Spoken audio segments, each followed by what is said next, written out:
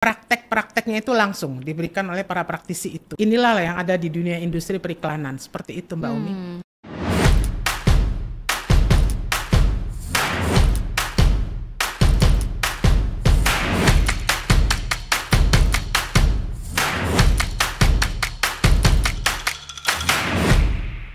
Assalamualaikum warahmatullahi wabarakatuh. Halo sahabat ISIP, selamat datang di podcast ISIP Jakarta. Podcast ini membahas seputar kehidupan di kampus ISIP Jakarta. Nah, kali ini saya akan mengupas salah satu prodi yang ada di Fakultas Ilmu Komunikasi ISIP Jakarta, yaitu Prodi Ilmu Periklanan atau Advertising. Nah, bersama saya Umi Septiara Hayu. Saya nggak sendirian karena saya sudah ditemani oleh Ketua Konsentrasi Ilmu Periklanan Ibu Dr. Anda Rohmiati MSI. Mari kita sapa dulu Ibu Rohmi. Halo Bu Rohmi. Halo Umi. Apa kabar Bu? Baik. Alhamdulillah sehat ya. Sehat Umi. Silakan disapa dulu Bu, sahabat ISIP.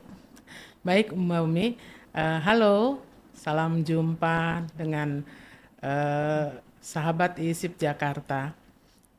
Selamat melihat dan mendengarkan podcast kita yang membincangkan tentang konsentrasi ilmu periklanan di ISIP Jakarta.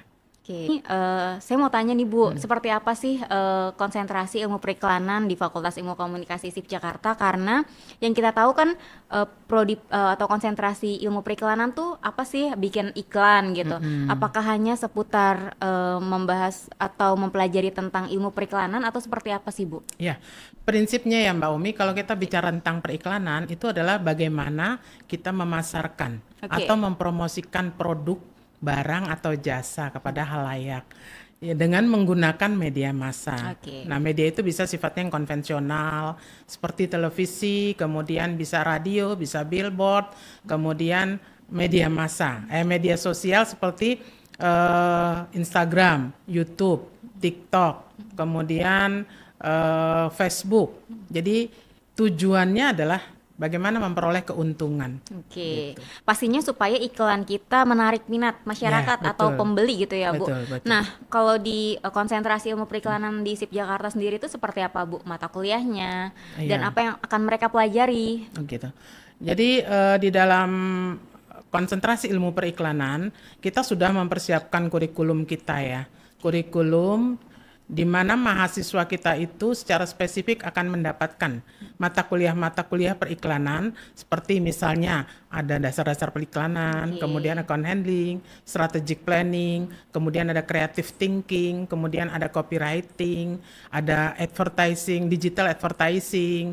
Nah, semuanya itu adalah sebagai mata kuliah yang memberikan materi-materi baik secara teoritis maupun secara praktis kepada mahasiswa untuk belajar periklanan. Jadi bagaimana dia itu menciptakan konten ya, kemudian bagaimana dia mengkomunikasikannya melalui media. Seperti itu Mbak Umi. Jadi Bu, mahasiswa itu kan diajari tadi di mata kuliahnya udah menarik ya Bu, banyak mata kuliah menarik. Tadi salah satunya yang saya highlight itu kayak creative thinking gitu ya Bu. Jadi mereka akan belajar secara teori tuh ya di kelas mengenai ilmu periklanan. Luas ya Bu, pasti mata kuliah terkait ilmu periklanan.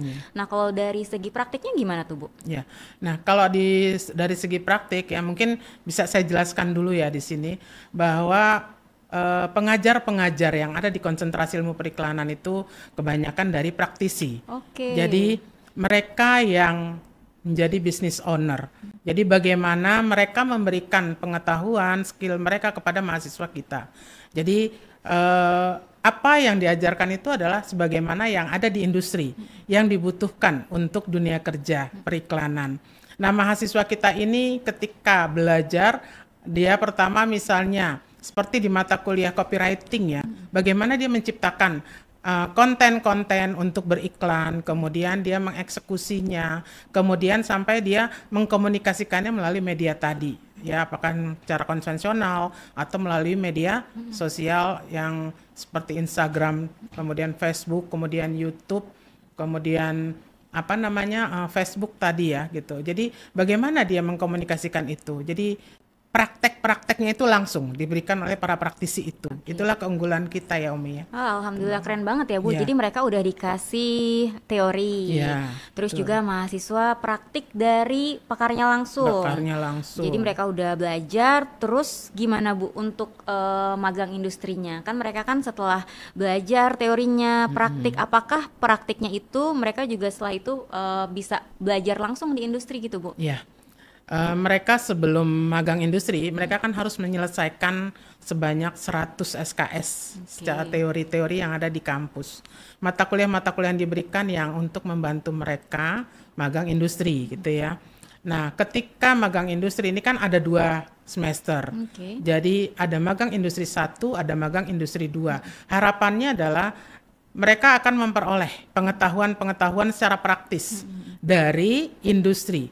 Ya, apakah agensi periklanan, apakah event organizer, apakah kreatif digital atau e-commerce gitu ya. Mereka semua akan magang di sana.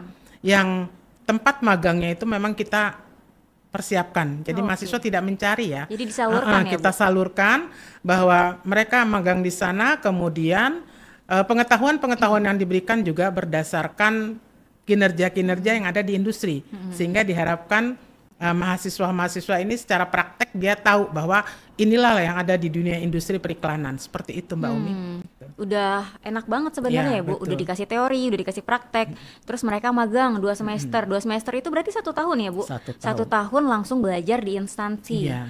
Belajar langsung di instansi itu mereka fokus nggak dengan mata kuliah yang lainnya? Fokus? Tidak, jadi mereka pure Oh. magang industri, tidak ada mata kuliah lagi. Oke, Gitu. berarti kayak kerja aja ya Bu? Iya, betul. Nah, setelah magang itu mereka skripsi dong pastinya. Nah, magang industri itu sudah bekerja sama dengan banyak instansi Bu. Iya. Berapa kira-kira bisa dijelasin nggak di Ya. instansi mana aja Nah, mereka bisa praktek? khususnya di periklanan ya. Sebenarnya kalau secara garis besar untuk IISIP mungkin udah ada sekitar 50-an Oke. industri yang bekerja sama dengan kita. Nah, khusus untuk konsentrasi periklanan ada lebih kurang 20 industri. Dan itu terdiri dari klasifikasi yang tadi saya bilang ada kreatif, digital, kemudian ada agensi periklanan, kemudian ada e-commerce, ada televisi gitu ya. Jadi mereka itu semuanya disalurkan di sana. Nah, 20 industri ini memang sudah melakukan kerjasama ya. Kita sudah membuat semacam MOU ya Oke. untuk menerima mahasiswa kita magang di sana. Seperti itu Mbak Umi. Oke, jadi kalau untuk waktu kuliahnya berapa lama sih Bu? Bisa nggak mereka kuliah 3,5 tahun misalkan? Kan rata-rata kuliah S1 itu 4 tahun ya Bu. Kalau ambil kuliah di konsentrasi periklanan di ISIP Jakarta, kira-kira berapa tahun Bu paling cepat? Ya, kita di konsentrasi periklanan sudah mempersiapkan kurikulum sebanyak 144 SKS, di mana kita setting untuk 7 semester Mbak Umi. Jadi di semester ke-6, di semester ke-7 mahasiswa itu magang industri. Nah, kemudian di semester ke-7 juga ya diharapkan sudah kalau memang bisa dibarengin dengan magang industri 2 dia bisa skripsi. Oke. Tuh. Jadi kita setting 3,5 tahun ya Jadi untuk kuliahnya bisa lebih mahasiswa cepat itu. ya Bu? Iya, Oh, keren banget. diharapkan seperti itu. Oke, jadi teman-teman yang mau kuliah di konsentrasi ilmu periklanan ISIP Jakarta, ayo bergabung karena programnya unggul ya Bu. Iya, Selain betul. diajarkan teori, praktek, magang industri selama 1 tahun alias 2 semester ya Bu. Terus kalau bagus juga bisa di-hire nggak sih Bu? Ada memang yang sudah seperti itu ya. Jadi artinya mahasiswa ini yang terlihat sekarang ini ada beberapa memang industri yang sudah bilang bahwa nanti akan dijadikan sebagai mungkin tenaga honorer dulu ya di industri itu. Jadi seperti di e-commerce ada yang seperti itu contohnya mahasiswa kita. Jadi magang industri 1 di sana, magang industri 2 di sana gitu.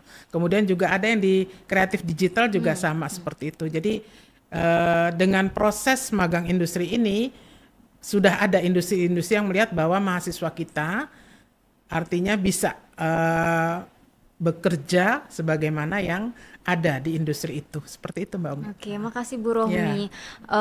Sahabat ISIP, kita sudah membahas mengenai konsentrasi di Vkom ISIP Jakarta yaitu tentang konsentrasi ilmu periklanan. Nah, menarik banget nih. Iya, Jadi kalau teman-teman ingin bergabung, silakan datang ke kampus tercinta atau bisa lihat sosial media kita dan juga bisa telepon atau melalui email. Nah, Bu Rohmi ada closing statement gak nih buat sahabat ISIP? Ya.